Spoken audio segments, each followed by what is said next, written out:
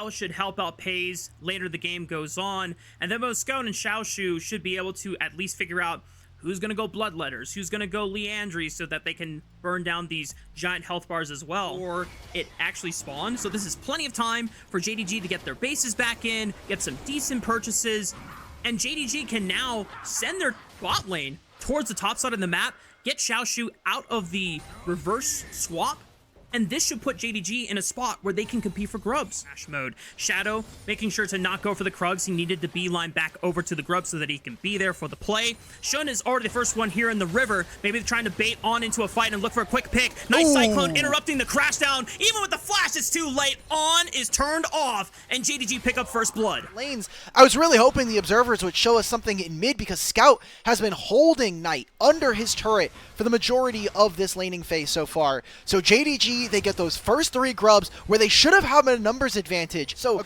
now we've basically forced our AD carry, our jungler anyway, to use the Cyclone. Wukong will not have that up and available. BLG, though, suffering because their bottom lane have not found good trades. Subjugate is now popped. Weaver's Wall comes in, but the Hero's Entrance does as well. Wink tries to break up the fight with the hostile takeover, but they've lost their jungler in Shun, and Wink falls next. Like you said, Alk, no Cyclone means it's a lot more difficult, but here comes Xiaoshu with the equalizer, but just forces the flash out of Elk. But Scout answers with the flash of his own and throws a giant rock at the back of Elk's head. Call of the Forge God already being used by Ben as he joins the fight, but this could be good for JDG. Just the way to flash onto Ben. He flashes and he still dies anyway. Scout is in a lot of trouble. Gets smacked over the head by Knight, but they answer back on a Shadow. It's an all-out brawl on the bottom side of the map.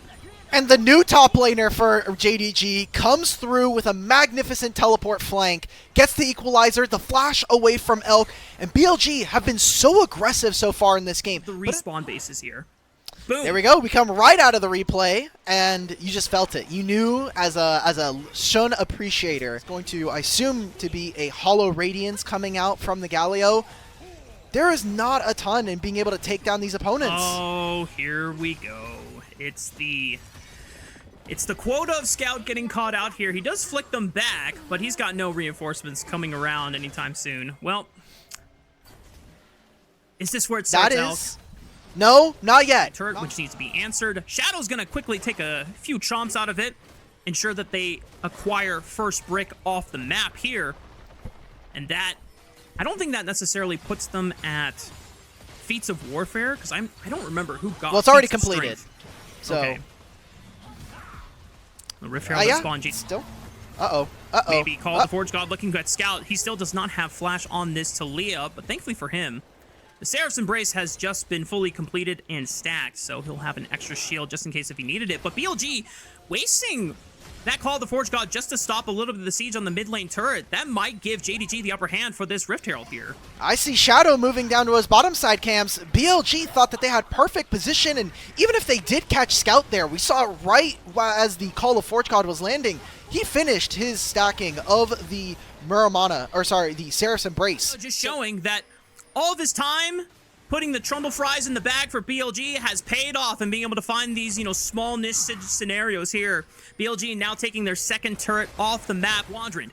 Scout can no longer approach from the safety of the blue buff entrance. JDG might just lose this dragon because BLG have full control.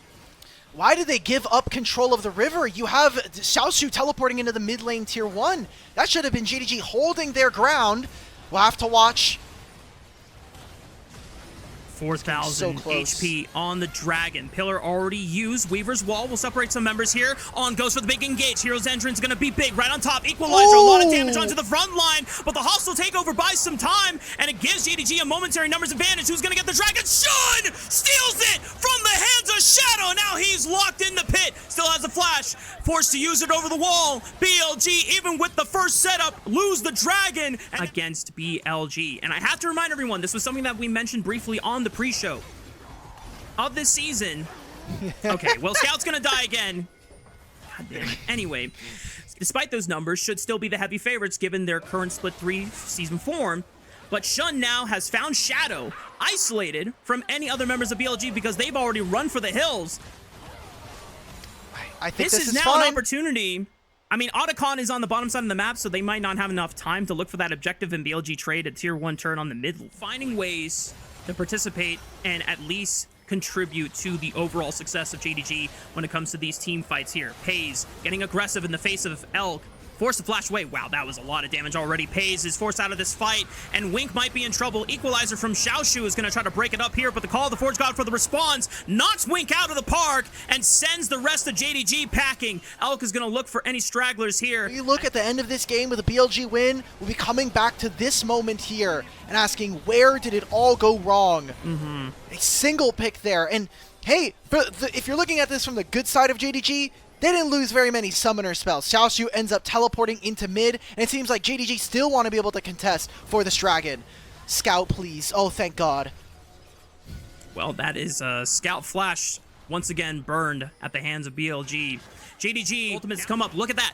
8 seconds on call of the Forge God. BLG have done what they needed, and now this big entrance from the side of BLG, this big engage tool, can now be used again to force JDG out of the pit. And they're going to have to ask themselves, do they want to take this fight? He's already in.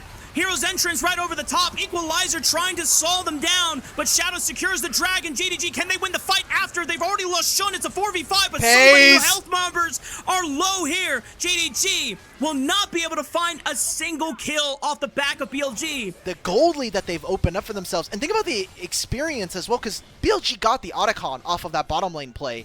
And because of that, they're almost a full level over all of their opponents. Knight right now is level 17.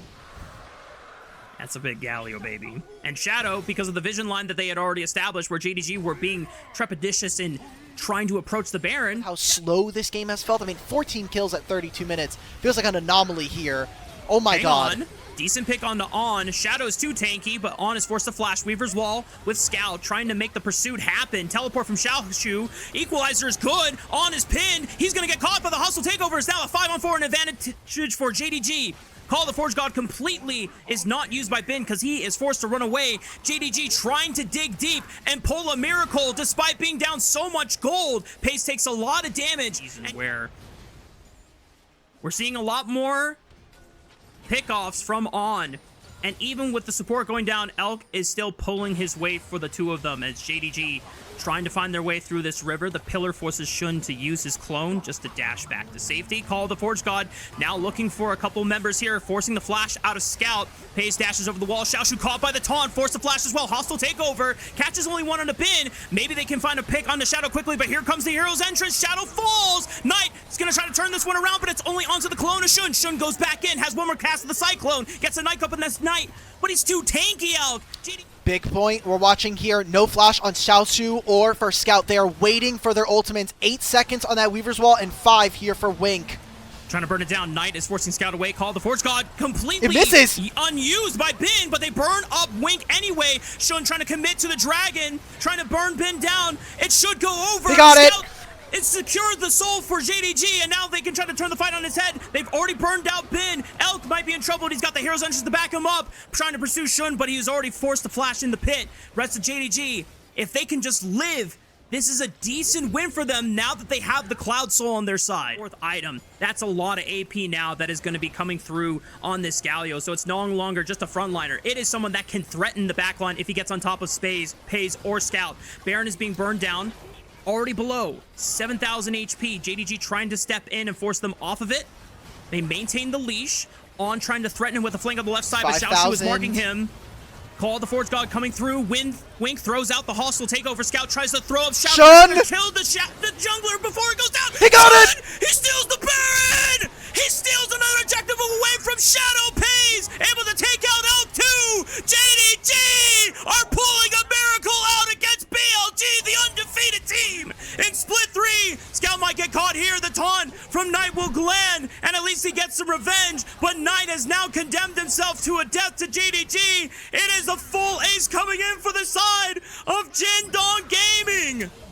Oh my God, they've done it. They've got Baron. Shun has been on top of the smites, a mechanic that we have had some questions for whether or not he's really been as tight. But with 3 grubs and 20 seconds before the next member, I think JDG just won game 1. On is up in 5 seconds, but he's not a carry. He cannot kill the waves, and the rest of JDG are operating 4 men strong.